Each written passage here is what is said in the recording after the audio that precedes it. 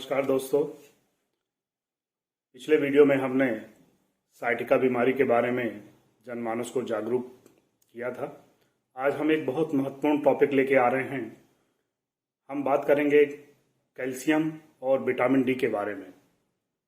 आपने अपने घर में देखा होगा, हमेशा जो बड़े बुजुर्ग हैं उनकी जो हड्डियां दर्द करती रहती हैं, पीठ दर्द करती रहती हैं, और जब भी आप डॉक्टर के पास जाते हो तो आप बोलते हैं कि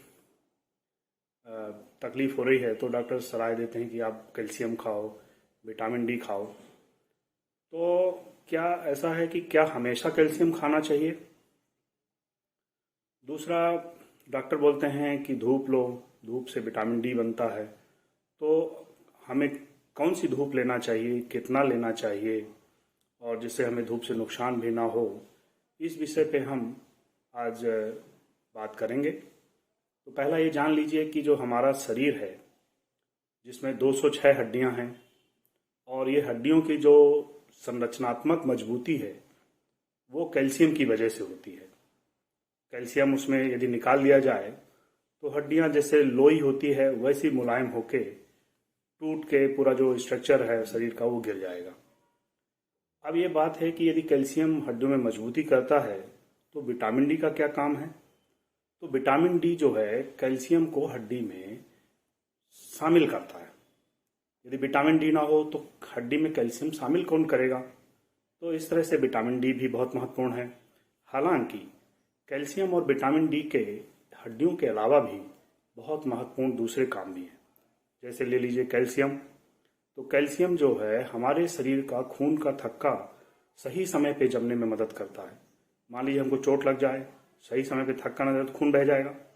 दूसरा ये है कि कैल्शियम हमारे शरीर की सारी मांसपेशियां, चाहे हृदय की मांसपेशी हो चाहे नॉर्मल मांसपेशियां हो, उनको काम करने के लिए कैल्शियम की आवश्यकता होती है। दूसरा, जो हमारी जो नसें हैं, जो एक इंफॉर्मेशन को ब्रेन से दूसरे पार्ट में लेके जाती हैं, उसमें भी कैल्शियम अपना रोल प्ले करता है। तो सोचिए कि शरीर में कैल्शियम का कितना महत्वपूर्ण स्थान है। दूसरा, ऐसे ही विटामिन डी का जो महत्व है वो हड्डियों के अलावा दूसरे कामों में भी रहता है। जैसे विटामिन डी जो है हमारा कुछ प्रकार के जो कैंसर सेल होते हैं, जैसे ब्रेस्ट कैंसर, प्रोस्टेट कैंसर और स्किन के केराटिनोसाइट, इनकी रोकथाम करता है, इनके प्रोलिफरेशन को रोकता है। दूसरा, विटामिन डी जो है और हार्ट डिसीज में मदद करता है, हाई बीपी में मदद करता है। साथ ही जैसे जो डिप्रेशन के मरीज होते हैं, यदि विटामिन डी लेते हैं तो उसमें डिप्रेशन में कमी आती है। कुछ ऑटो इम्यून डिसीजेज रहती हैं, वो भी विटामिन डी से अच्छा रिस्पॉन्ड करती हैं। तो इसीलिए विटामिन डी को एक विटामिन ना मान के इसको हार्मोन भी मानते हैं, क्योंकि ये हमारे ही शरीर में बनता है। कुछ जैसे इसको हम बाहर से भी ले सकते हैं, हमारे शरीर में भी निर्माण होता है। तो आइए हम जानते हैं थोड़ा सा कैल्शियम के बारे में कि हमारे शरीर में कितना रहता है और कितना हमको बाहर से लेना चाहिए। तो देखिए, हमारा शरीर जो है अलग अलग बॉडी शेप, कोई छोटा है, कोई पतला है, कोई दुबला है, उसके अनुसार हमारे शरीर में जो टोटल कैल्शियम रहता है वो लगभग 1 किलोग्राम रहता है। किसी किसी में 1.5 भी रहता है। जो मोटे रहते हैं, हड्डियां जिनकी सॉलिड हैं, उनमें 1.5 भी रहता है। अब जो ये हम एक मोटा हिसाब 1 किलोग्राम का मान के चलते हैं। और हमारे ब्लड में कैल्शियम कितना रहता है? ब्लड में लगभग 9 से या 8.5 से 11 मिलीग्राम प्रति 100 ml कैल्शियम रहना चाहिए। हमारे ब्लड में जो कैल्शियम घूमता है वो लगभग 400 से 500 मिलीग्राम, जो एक टेबलेट होती है ना, एक कैल्शियम की 500 मिलीग्राम की जो टेबलेट लेते हैं, उतना ही कैल्शियम पूरे शरीर के 5 लीटर ब्लड में घूमता रहता है। सोचिए, अब देखिए यहाँ पे उसका जो 500 मिलीग्राम जो कैल्शियम है, उसका आधा जो है प्रोटीन के साथ बाउंड रहता है, तो आधा ही अवेलेबल हुआ। मान लीजिए किसी के शरीर में 500 मिलीग्राम ब्लड में घूम रहा है तो 250 मिलीग्राम ही काम करने के लिए अवेलेबल रहता है। अब आप जैसे देखेंगे कि जो ब्लड में कैल्शियम है वो किडनी में जाता है, ब्लड जो है किडनी में जाता है, और ब्लड कंटिन्यूस उसकी जो किडनी है वो छन्ना लगा हुआ है, उससे छनता है। तो लगभग 8 से 10 ग्राम कैल्शियम डेली किडनी छान रही है, लेकिन उसका केवल 2 से 3% ही किडनी में के माध्यम से, यूरिन के माध्यम से बाहर हो जाता है।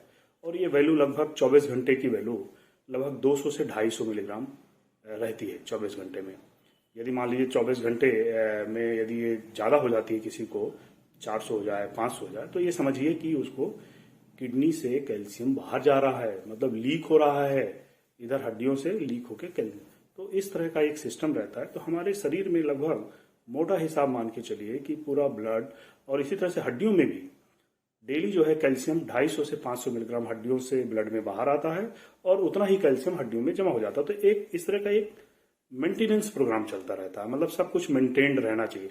मतलब ऐसा समझिए आप कि यदि हम इनकम करते हैं 100 रुपए, तो हम यदि 5,000 हमारे बैंक बैलेंस में है और 100 रुपए इनकम किया, 100 रुपए खर्च किया, बैंक बैलेंस हमारा मेंटेन रहा, तो कोई समस्या नहीं आती। समस्या तब आती है जब हमारा इनकम नहीं हो और बैंक बैलेंस से खर्चा होने लगे, तो हम परेशान हो जाते हैं। उसी प्रकार से हमारा शरीर भी परेशान हो जाता है। तो अब देखिए कि जैसे हम डाइट से बोलते हैं कि डाइट से कैल्शियम लीजिए आप, तो डाइट से हम लगभग जो कैल्शियम है वो जो डेली रिक्वायरमेंट जिसको बोलते हैं कि लगभग हमको अलग अलग एज के हिसाब से कम एज में कम चाहिए, और लेकिन एक एडल्ट डोज में हम यदि माने तो लगभग हमको 1000 से 1200 मिलीग्राम कैल्शियम की हमारी डेली की रिक्वायरमेंट है। अब ये डेली की रिक्वायरमेंट चाहे हमको डाइट से मिल जाए और चाहे हमको कैल्शियम सप्लीमेंट्स जैसे गोलियां हैं, सिरप है, इससे मिल जाए, तो इससे ले लेते हैं।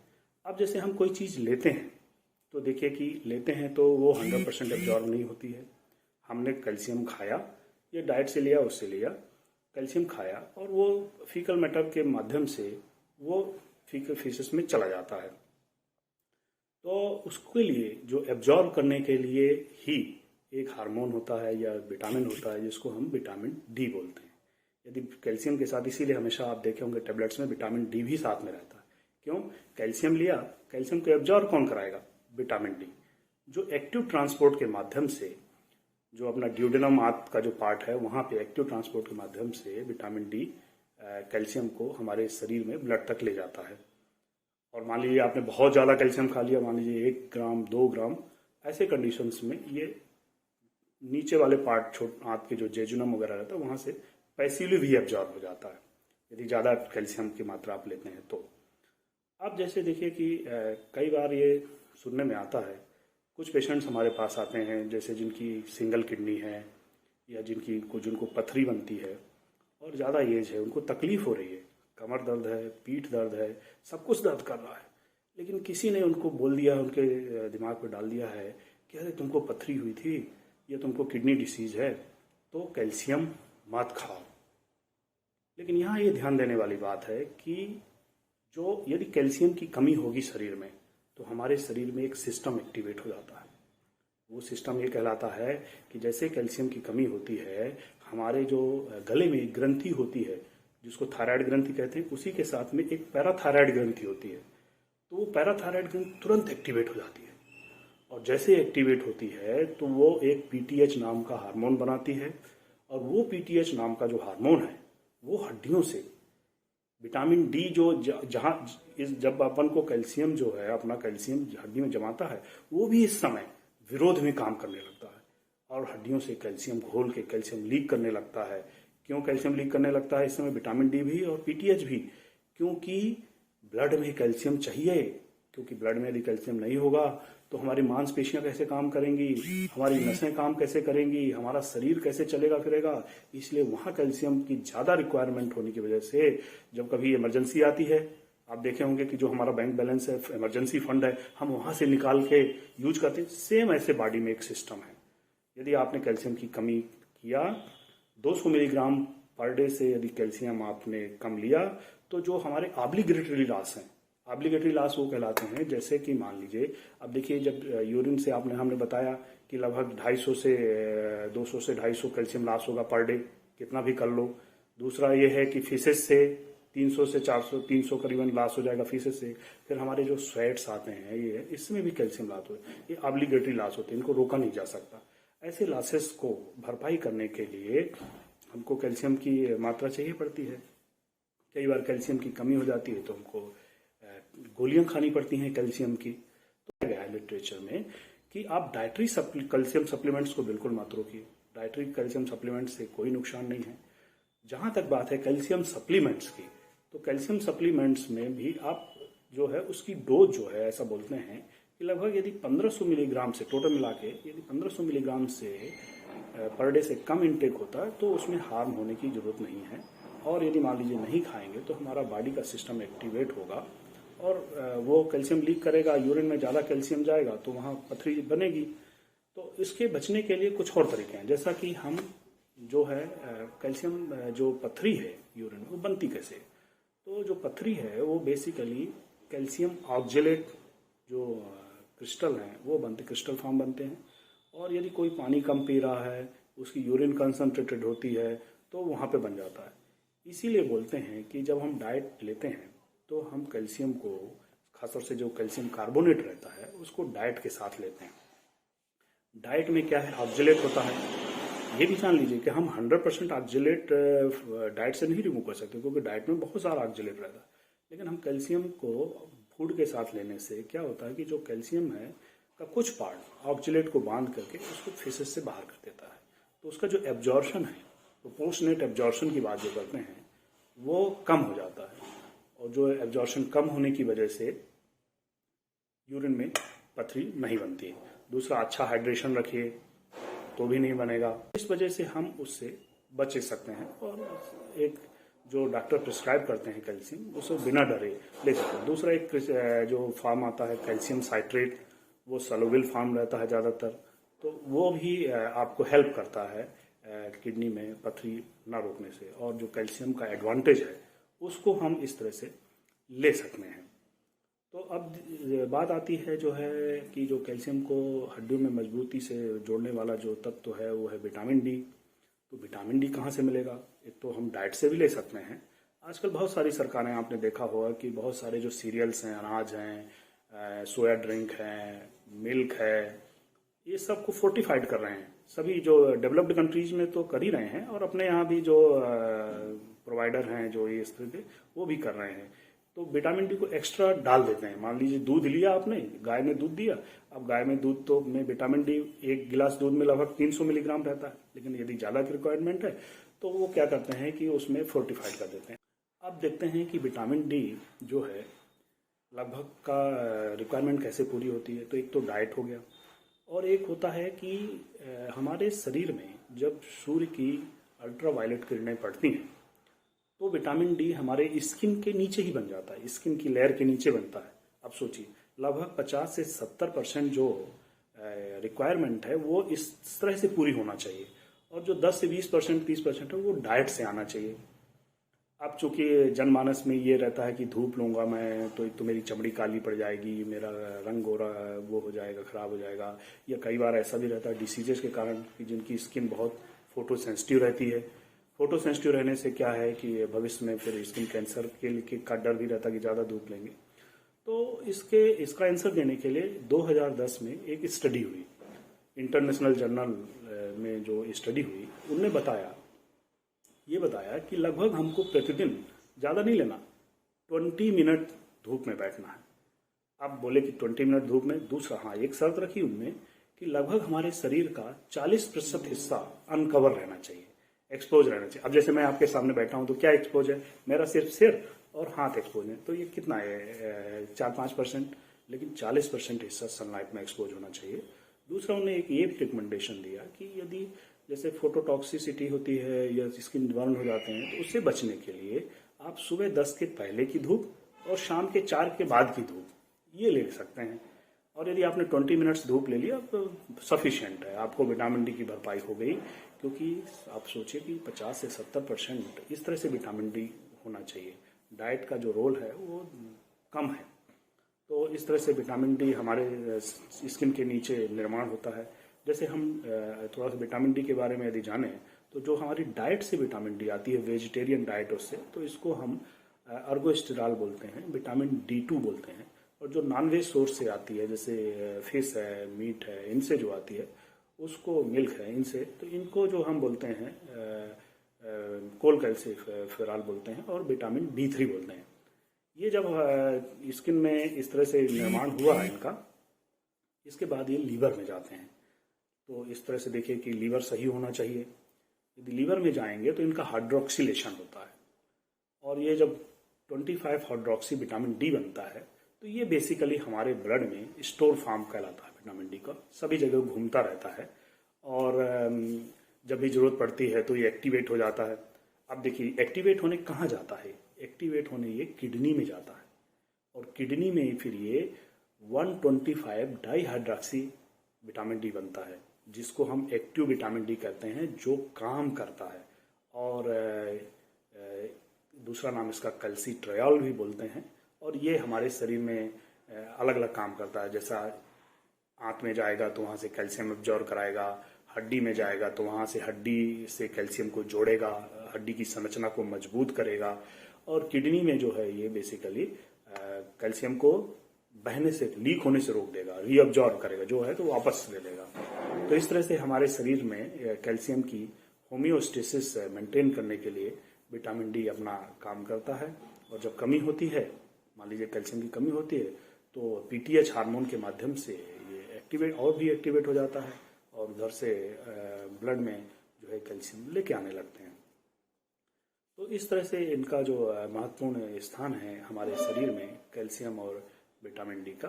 अब हम देखते हैं कि डाइट में, जैसे कि आप देखेंगे कि कुछ महत्वपूर्ण डाइट हैं, जैसे मिल्क है। सोचिए हमारा सबसे अच्छा है मिल्क को, इसीलिए कंप्लीट फूड बोलते हैं सभी लोग। कितना भी दूध पी लो, कोई नुकसान नहीं। तो एक गिलास दूध में लगभग 300 मिलीग्राम कैल्शियम होता है। तो एक गिलास सुबह आपने पी लिया, एक गिलास शाम, तो 600 मिलीग्राम कैल्शियम तो आपको डाइट से ही मिल गया। दूसरा, कुछ प्रकार के जैसे सब्जियां हैं, हरी पत्तेदार सब्जियों को इसमें बोलते हैं। जैसे कि आप देखोगे हरी पत्तेदार सब्जियों में अपना जो है ग्रीन लीफी वेजिटेबल्स। लेकिन हाँ, पालक में कैल्शियम बहुत रहता है, लेकिन पालक में ऑक्जेलेट भी बहुत होता है। तो जो हमको इफेक्टिव कैल्शियम मिलता है वो कम मिलता है पालक से। तो दूसरा ये है जैसे भिंडी, और ये आपने देखा होगा गोभी, जो हरी गोभी रहती है, जो अच्छे फूल वाली हरी गोभी रहती है, कुछ ब्रोकोली, तो ये हमारे कैल्शियम के अच्छे सोर्स कहलाते हैं। दूसरा, जैसे आप देखेंगे बादाम, यदि 1/4 कप बादाम लेते हैं तो 100 मिलीग्राम कैल्शियम आपको मिल जाता है। तो बादाम हमको खाना चाहिए। और जैसे सीसम सीड्स हैं, सनफ्लावर सीड्स हैं, इनमें भी अच्छा कैल्शियम रहता है। जो लोग नॉन वेज लेते हैं उनमें जो कुछ प्रकार की फिश हैं, जैसे सार्डिन्स हैं, इनमें जिनका बोन भी खाते हैं लोग, उससे भी कैल्शियम उनके अच्छी भरपाई मिल जाती है। जैसे फिश ऑयल है, वहाँ से विटामिन डी भी बहुत अच्छा मिल जाता है। और दूसरे नॉन वेज फूड्स में भी ये रहता है। तो इस प्रकार से हम डाइट से कैल्शियम की भरपाई कर लेते हैं। और जो है कैल्शियम शरीर में बहुत ही महत्वपूर्ण स्थान है, चाहे वो छोटा बच्चा से बच्चा भी हो तो भी बहुत महत्वपूर्ण। अब दूसरा, हम देखते हैं कि हम इसको जांचें कैसे, इसका पैमाना क्या है, कैसे हम पता कर लें कि हमें इस पर्टिकुलर व्यक्ति को जो तकलीफ हो रही है तो उसको कैल्शियम की कमी होगी। तो जांचने के लिए जो हमने बताया कि 25 हाइड्रोक्सी विटामिन डी है, उसका जो वैल्यू है वो 30 नैनोग्राम प्रति ml से ज़्यादा रहना चाहिए। मतलब 30 से 100 रहना चाहिए ब्लड में, तो हम इसको नॉर्मल बोलते हैं। यदि इससे कम है, ज़्यादा कम है तो सीवियर, इनसफिशिएंट, ऐसे करके वैल्यू आती है। तो 30 to 100। लेकिन कई बार ऐसा भी होता है कि लोग कैल्शियम और विटामिन डी खूब सारा सप्लीमेंट्स खाने लगते हैं। तो हम एक चीज़ का आगाह करना चाहते हैं कि कैल्शियम सप्लीमेंट्स हमेशा डॉक्टर की सलाह से खाना चाहिए। डाइट का जो कैल्शियम है वो आपको बिल्कुल नुकसान नहीं करता, लेकिन जो कैल्शियम सप्लीमेंट्स हैं वो आप अपने डॉक्टर की सलाह ले लीजिए। ज़्यादा डेफिशिएंसी होगी तो डॉक्टर ज़्यादा डोज में देगा, कम होगी तो कम में देगा। लेकिन ऐसे नहीं करना चाहिए कि हम जो है गए और खरीद के खाने लगे।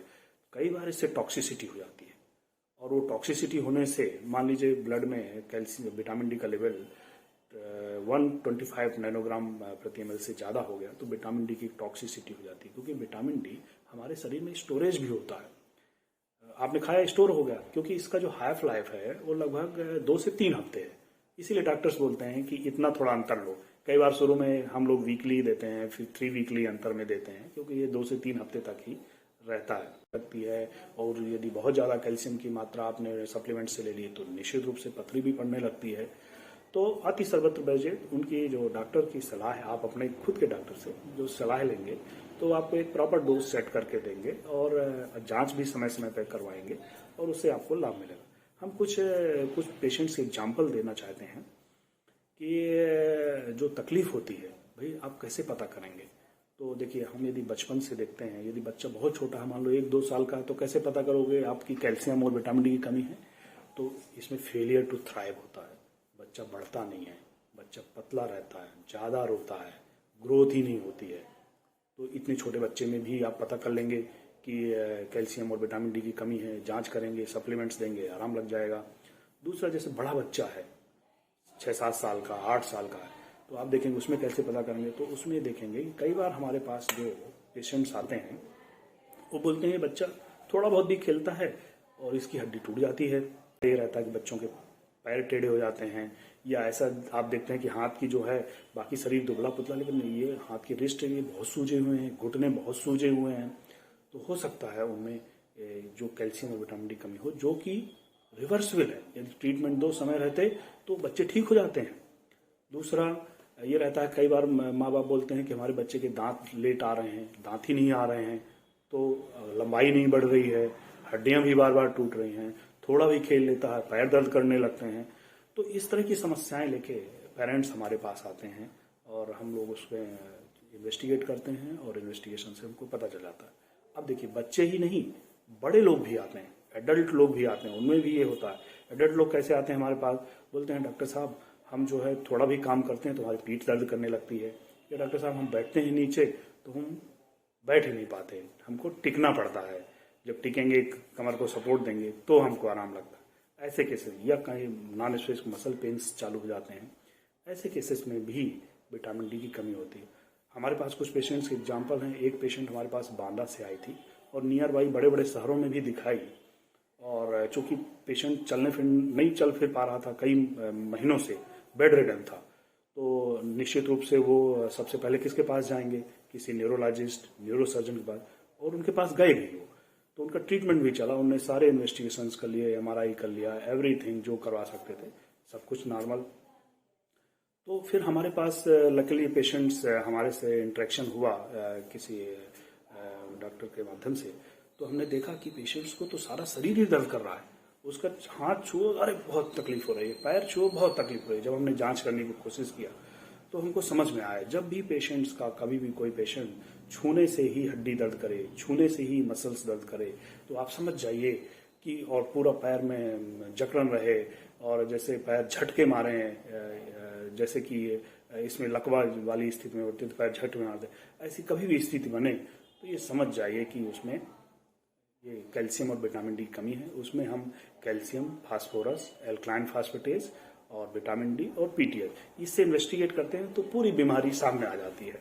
और चूंकि हम ये पेशेंट में सीवियर डिफिशियंसी होती है तो हमको इसका डोज जो है थोड़ा सा एक्स्ट्रा देना पड़ता है। और आप आजू बाजू देखिए, ऐसा कोई बेड रिडन पेशेंट तो नहीं है जिसको कोई ज़्यादा तकलीफ नहीं है, सब इन्वेस्टिगेशन हो गए हैं और पेशेंट चल फिर नहीं पा रहा और बहुत तकलीफ हो रही है, उसकी हड्डियां बहुत दर्द कर रही हैं, हड्डियां आसानी से टूट रही हैं, आपने छुआ और टूट गई हड्डी, आपने देखा कि अरे ये तो गिरा नहीं है, कुछ चोट नहीं लगी, कैसे टूट गई हड्डी, तो आप जान लीजिए उसमें ये सीवियर डिफिशियंसी हो सकती है कैल्शियम विटामिन डी की।